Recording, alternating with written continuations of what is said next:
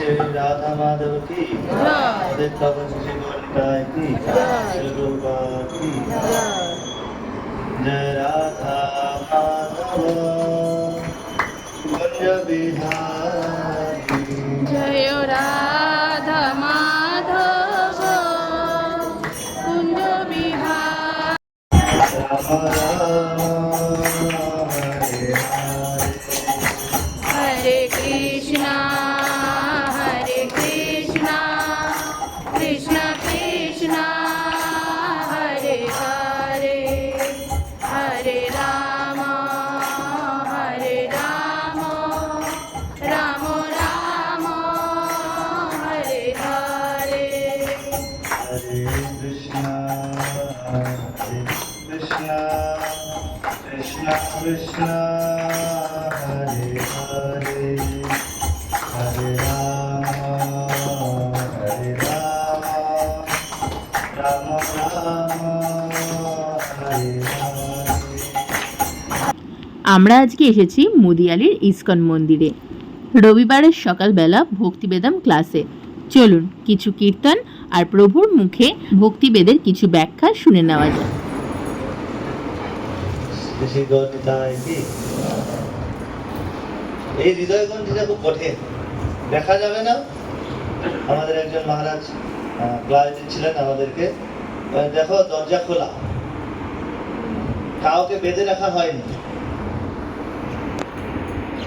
সাধারণত গাঁট মেরে রাখে, গরুকে যখন ঘাস চালাতে দেয় গাঁট দিয়ে খুঁটি পুঁতে রাখে, ওই গাঁটের বাইরে যেতে পারে না, যতদূর যাবে গাঁটের মধ্যে থাকবে, খাবে যাবে ওখানে। কিন্তু এই জগতের এই সংসারের গাঁটটা এরকম, হৃদয়ের সঙ্গে হৃদয়ের গাঁটটা এরকম যে এই গাঁটটা দেখা যাবে না, কিন্তু যত দূরেই যাবে আবার ঘুরে ফিরে চলে আসবে। মানে দরজা খোলা, বেরিয়ে যেতে পারে, গাঁট ছুঁড়ে ছিন্ন করে যেতে পারে, কিন্তু এরকম শক্ত গাঁট ঘুরে ঘুরে ঘুরে আবার সেই জায়গা আমাদের চলে আসবে। এটাকে বলা হচ্ছে হৃদয় গ্রন্থ। ভরত মহারাজ, ভরত নাম হয়েছে, উনি ভার বহন করতে পারেন। ভার বহতি ভরত, ভার বহন করেছেন। কি ভার বহন করেছেন? অপমানের বা অপবাদের ভার বহন করেছেন। ভরত মহারাজ যখন মামা বাড়ি থেকে ফিরে এসেছেন, ভরত মহারাজ, তখন উনি তো জানতেন না কেন ওনাকে ডাকা হয়েছে। মামা বাড়িতে ঘুরতে গেছিলেন, ডাক পাঠানো হয়েছে রাজ্যে ফিরে আসতে হবে। উনি জানেন না কি হয়েছে, বাবা মারা গেছে বা দাদা বনে চলে গেছে, এগুলো তো ভরত মহারাজ জানেন না। তো ভরত মহারাজ যখন ফিরে আসছেন রথের উপরে, সবাই রাজ্যবাসী তাদেরকে দেখে মুখ ঘুরিয়ে নিচ্ছে, যে হচ্ছে কালপিট। আমাদের প্রিয় রামকে এ নিজের স্বার্থ সিদ্ধি করার জন্য মাকে দিয়ে মানে অনৈতিক ভাবে রামকে বনে পাঠিয়ে দিল, আর এ এখন এসে রাজা হবে। এইগুলো কথা ভরত মহারাজ রথে শুনতে শুনতে যাচ্ছে, আচরিত হয়ে যাচ্ছে, কি হচ্ছে ব্যাপারটা। জনক মহারাজকে বলা হচ্ছে আপনি সিদ্ধান্ত দিন। বৈশিষ্ট্য মুনি বলছেন, বৈশিষ্ট্য মুনি তো ঠিক বলেছি, বৈশিষ্ট্য আমাদের কুলুকুল। উনি বলছেন আমি পারবো না, আপনি সিদ্ধান্ত দিবেন, আপনি। এবার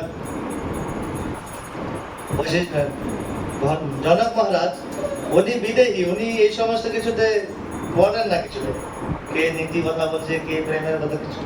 তো উনি যখন সিদ্ধান্ত দিচ্ছেন যে রাম যা বলেছে সেটাও ন্যায়সঙ্গত, আর ভরত উনি হৃদয় থেকে আন্তরিক ভাবে গোলাপ, এটা নিজের আনন্দ, আমি একটা গোলাপ দিচ্ছি না, তার জল পিপাসা লেগেছে, জল দিতে হবে।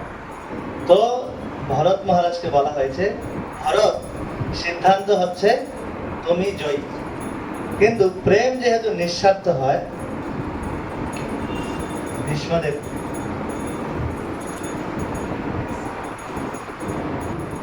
তখন ভগবান গীতা দান করলেও, গীতার জ্ঞান বাণী অর্জুনকে শোনালেও, যেহেতু যুধিষ্ঠির মহারাজ বয়োজ্যেষ্ঠ, তাই ওনাকে আর নিজে কিছু বললেন না, চলুন ভীষ্মদেবের কাছে শুনে আসি।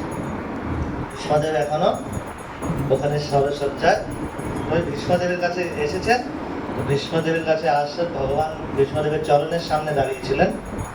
আর ওই ভগবানকে দর্শন করা মাত্র ভগবান তার যত কষ্ট ব্যথা যা কিছু সব দূর হয়ে গেছে। এবার ভীষ্মদেব স্তুতি করছেন। স্তুতি করছেন সাধারণত আমরা যখন কিছু একটা বলি, এরকম গীতা পারায়ণ হবে, অথ দ্বাদশ অধ্যায়, অথ প্রথম অধ্যায়, অথ দিয়ে শুরু হয়। আর যখন কনক্লুশন হয় ইতি হয়, তাই না? ইতি আমরা চিঠি চিঠি লিখলে কিছু একটা বর্ণনা হলো, তারপরে ইতি। তো শুরুতে হয় অথ দিয়ে হয়, আর শেষে হয় ইতি দিয়ে। এইখানে ভীষ্মদেব শুরু করছেন ওনার ভীষ্ম উবাচ, প্রথম স্কন্ধ নবম অধ্যায়, প্রথম স্কন্ধ নবম অধ্যায় ভীষ্মদেবের স্তুতি। 32 নম্বর শ্লোক থেকে ভীষ্মদেব স্তুতি করেছেন। আমি উচ্চারণ করি শ্লোকটা।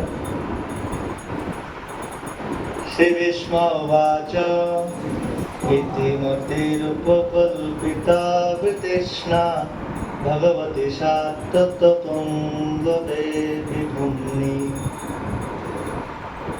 ইতিমতিরূপকল্পিতা বিতৃষ্ণা ভগবতি সাত্ততপঙ্গদেবী ভূম্নি। সসুখমুপগতে ক্বচির্বিভর্তুং প্রকৃতিমপেয়ুষং যৎ ভব প্রবাহ। ইতি দিয়ে ইচ্ছা করছেন।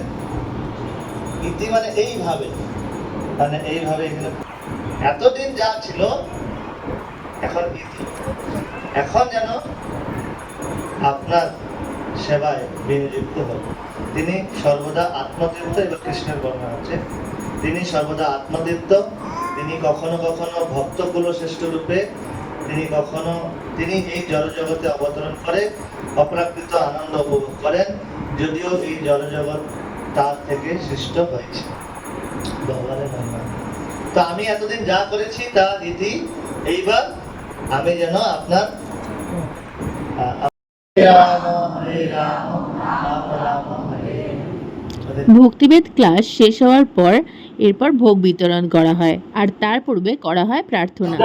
নামো ব্রহ্মণি বৈষ্ণবে সর্বপুণ্যবতং রাজা স্বল্পপুণ্যবতং রাজা বিশ্বাস নৈব জায়তে বিশ্বাসনৈবায়তে শরীরা অবিদ্যাজা বিদ্যাজা জড় ইন্দ্রিয় তাহিকা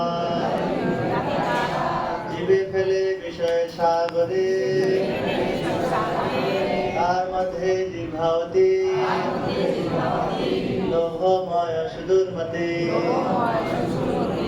তাকে যেতা কঠিন সংসারে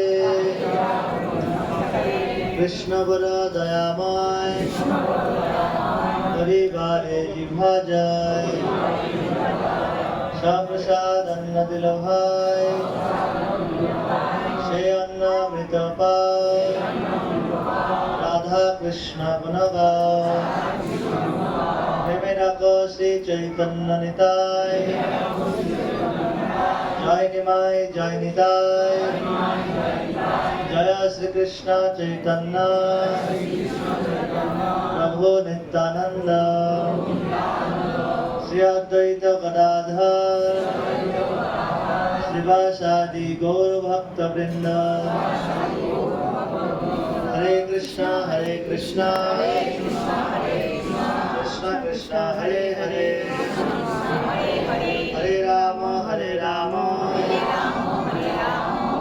রাম হরে হরে। শ্রী গণিতায় মহাপ্রসাদ কি জয় প্রভুপাদ কি জয় অবৈধ ভক্তবৃন্দ কি জয় গৌর প্রেমানন্দে। হরি হরি বল। প্রার্থনার পর ভোগ বিতরণ করা হয়। প্রতি রবিবারই কোনো না কোনো ভক্ত এই ভোগের আয়োজনের ভার নেন। খুব সুষ্ঠুভাবে শৃঙ্খলার সাথে এই ভোগের আয়োজন করা হয়।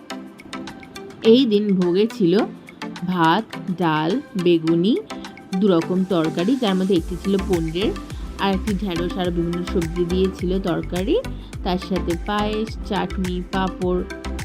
দুপুরবেলা ভোগ গ্রহণ করার পর অনেক ভক্তেরা এখান থেকে চলে যান, আবার অনেকে এখানে অপেক্ষা করেন বিকেলবেলায় ক্লাস করার জন্য।